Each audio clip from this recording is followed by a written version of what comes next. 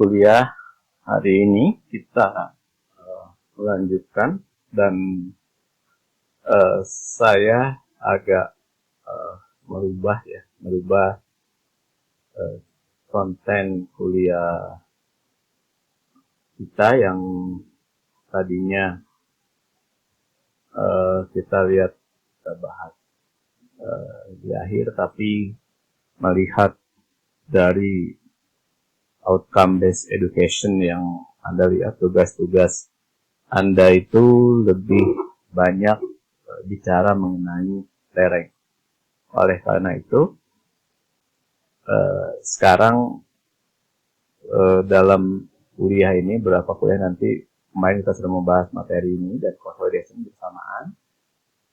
Beberapa bagian seperti ground improvement, foundation design, dan seterusnya itu akan dibahas secara singkat, tetapi kita akan lebih banyak membahas mengenai slope stability. Dan salah satu hal yang menarik adalah kita membahas mengenai alignment ataupun kelurusan, ya, yang ini juga harapannya dapat Anda gunakan untuk analisa pemetaan di pemetaan Anda. Nah, tapi sebelum itu seperti biasa kita akan sedikit membahas tentang apa yang sudah Anda kerjakan. Jadi seperti biasa saya akan review terkait dengan wilayah atau daerah pemetaan Anda. Oke, nah ini saya ambil dari salah satu tugas yang dilakukan. Ini adalah report masalah geoteknik di daerah pemetaan yang terkait dengan masalah geoteknik, ya. Salah satunya ini ada foto teman Anda yang setahu saya Anda semua sudah melakukan survei pendahuluan, sehingga Anda tahu daerah pemetaan Anda dan bisa mengidentifikasi masalah-masalah yang kemudian bisa Anda gunakan untuk keperluan studi khusus Anda.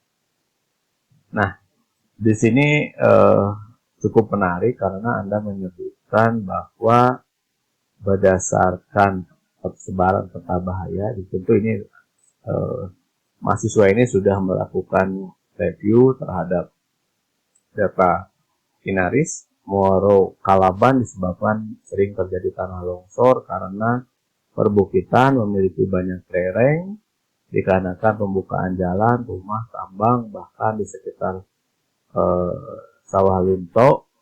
Ini bahasanya mungkin nanti perlu diperbaiki aja kita paham apa yang dimaksudkan, ya. Kejadian tanah longsor berkisar pada daerah dengan indeks 0, sampai 0,3 sampai 0,1. Kejadian di tanah longsor dipengaruhi oleh bentuk morfologi yang sangat curam berupa lereng curam dan juga kurangnya kemampuan vegetasi soil. Nah, nanti coba Anda perhatikan dengan baik pada saat menulis itu. Tentu fakta seperti apa yang Anda temukan dan kemudian Anda tuliskan dengan secara lebih detail, ya. Kemudian ya, mahasiswa tersebut memotong, ya. Nah, Anda semua juga saya lihat sudah, jika Anda belum melakukan analisa ini, ya, saya persilahkan Anda untuk melakukan kembali, ya. Nah, ini adalah beberapa bentuk penampang melintang, ya, dan sebetulnya ini akan lebih bagus kalau Anda menghubungkan dengan hasil survei Anda tersebut, daerah-daerah yang memiliki potensi kelongsoran, ya. Jadi itu akan lebih bagus. Nah, yang menarik dari mahasiswa ini itu adalah membuat ini penampang melintang, ya, ilustrasi kondisi lereng dari yang sekian banyak tadi tersebut diambilkan secara lebih detail. Nah, sekarang kita akan membahas kembali kepada background biologi kita, dan pada saat Anda membuat analisa struktur, itu Anda menggunakan alignment atau kelurusan-kelurusan tadi. Bagaimana agar hak kuliah ini juga mendukung struktur biologi Anda, ya nanti kita akan hubungkan ya dari kelurusan-kelurusan tersebut terhadap potensi kejadian longsor yang ada di daerah Anda. Dan kita totalnya menggunakan statistical data analysis. Oke, ya. Jadi harapannya Anda bisa membuat gambaran yang seperti ini, dan absensi nanti harapannya mengacu kepada foto pada saat Anda melakukan menonton YouTube ya. Jadi tidak hanya berupa screenshot dari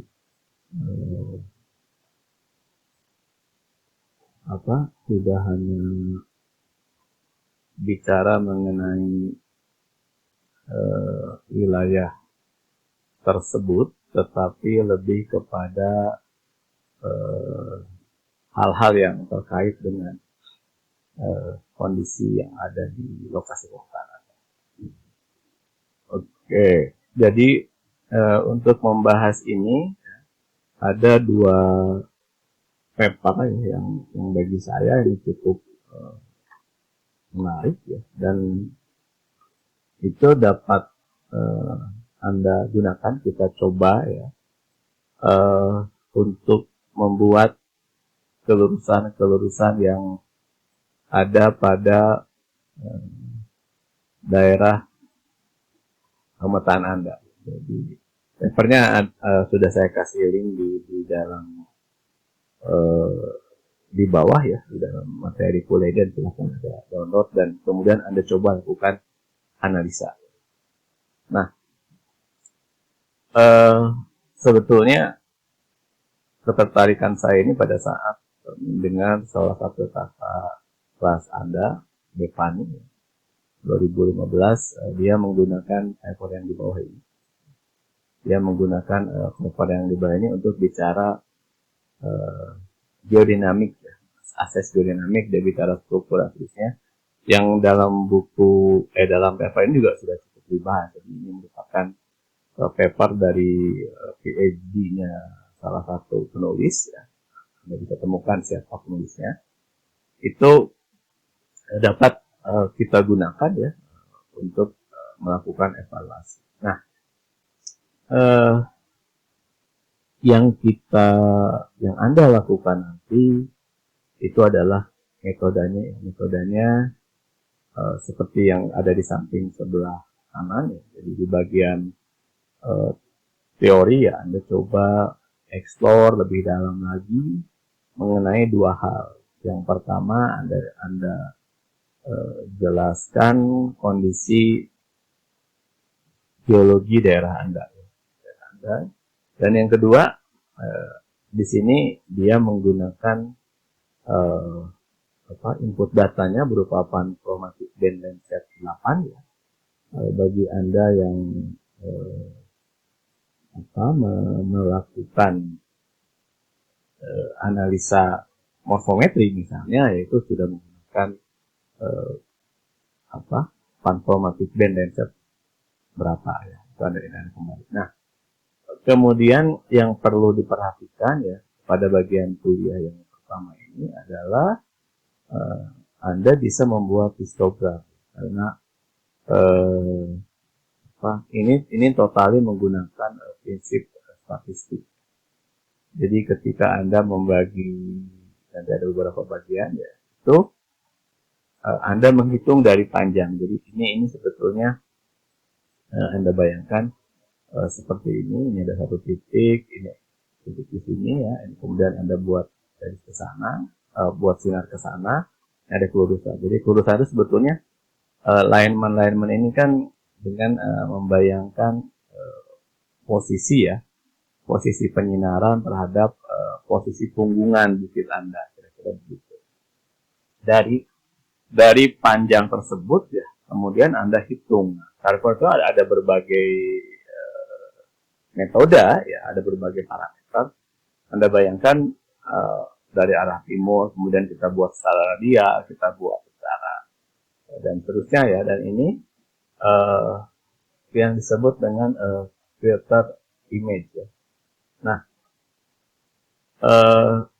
software ini, PCI ini itu ada pada GIS yang Anda gunakan.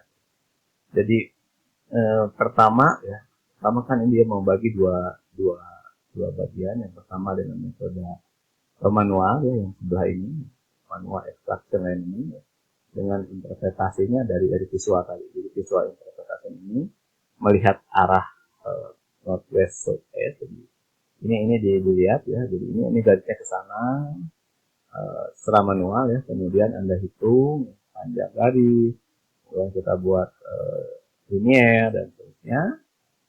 Radial, kemudian di sini ada sebutkan ya, ada gradient threshold ya, definisinya adalah parameter space threshold maksimum gradient setiap edge pixel ya. Jadi garis-garis yang dibuat ini kan ada garis kecil ya, ini menggunakan berbagai pendekatan. Kemudian ya, dia juga lakukan secara otomatis ya. Jadi otomatis diekstrak ya, kemudian dia mendapatkan garis dan digunakan program ArcGIS namanya PCI geometrik dan linear modular. Saya persilakan Anda memilih mana yang digunakan, silakan. Tetapi yang paling penting adalah sebetulnya filosofi dari histogram itu sendiri.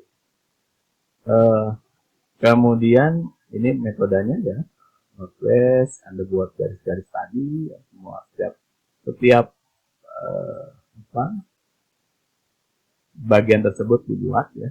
Jadi Anda buat northwest, ini northeast, southwest, jadi berarti bentuknya seperti ini, kemudian east to west seperti ini, dan juga seperti ini. Jadi Anda bayangkan Anda lakukan mengukur kelurusan berdasarkan arah ya. Jadi pertama Anda ukur barat timur, ada nggak kelurusan barat timur? Kemudian Anda ukur tenggara barat laut. Kemudian Anda ukur utara selatan. Kemudian Anda ukur seperti ini, barat daya timur laut ya. Nah, dari gambaran ini tentu Anda akan memiliki mendapatkan grafik jumlah kelurusan ya, jumlah kelurusan. Nah, untuk menghitung jumlah kelurusannya tersebut ya, ya, Anda perlu gambarkan dalam bentuk histogram. Ya. Jadi yang paling penting bukan hasilnya pada kuliah kita kali ini, tapi Anda bisa mendapatkan histogram frekuensi untuk setiap pada lokasi pemetaan Anda ya. Pada lokasi pemetaan Anda. Jadi lokasi pemetaan Anda kan sekarang wajibnya 9/9. Nah, dari kelulusan tersebut di papernya si Zumabek ini itu dibentuk dalam gambar mana yang kelulusannya cukup banyak ya. Jadi intensitas kelulusan itu yang kemudian dibuat dalam bentuk peta. Nah, dari intensitas kelulusan tersebut kita akan melihat apakah di lokasi tersebut memang ya Anda temukan sebagai daerah-daerah yang rawan terhadap bencana longsor. Okay. Kemudian calculate density orientasinya ya, kita buat garis-garis tersebut untuk melakukan perhitungan atas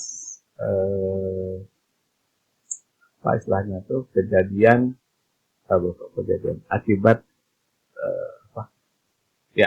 densitasnya. Jadi densitas inilah yang saya tuliskan tadi di pekerjaan Mabek untuk dibuat dalam bentuk peta. Detailnya ada di dalam paper tersebut.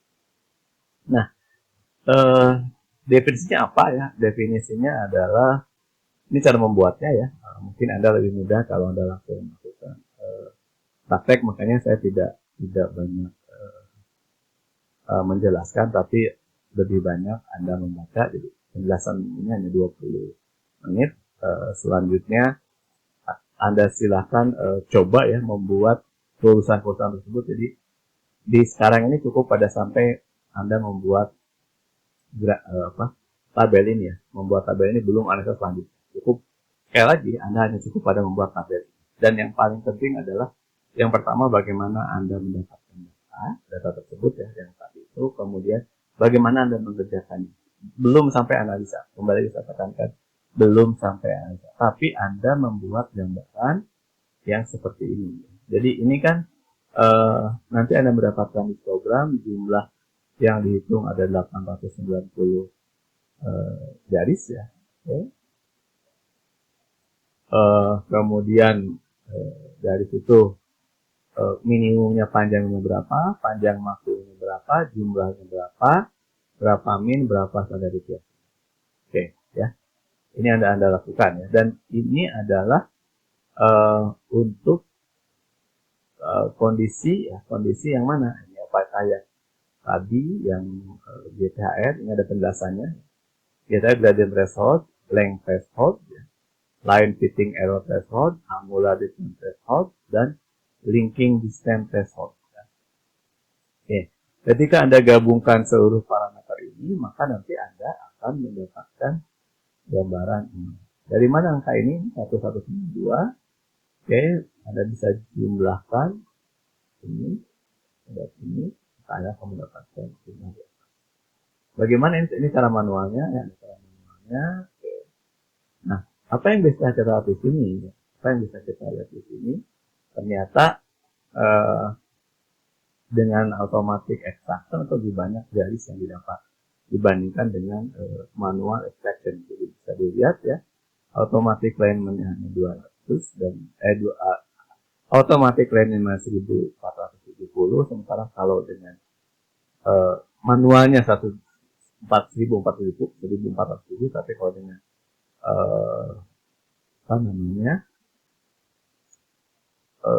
otomatis Anda mendapatkan sebanyak ini ya. Nah, ini tabel informasi ini yang perlu disampaikan pada saat Anda melakukan urusan tersebut ya.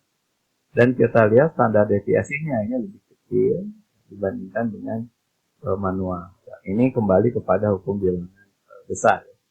Ya, saya juga mengingatkan bahwa dalam resume ini Anda bukan 2 halaman, tetapi sejelas mungkin Anda berikan penjelasan ya, untuk mendapatkan urusan-urusan yang terjadi dari lokasi pemeriksaan. Oke. Di kuliah berikutnya nanti kita akan membahas mencari korelasi antara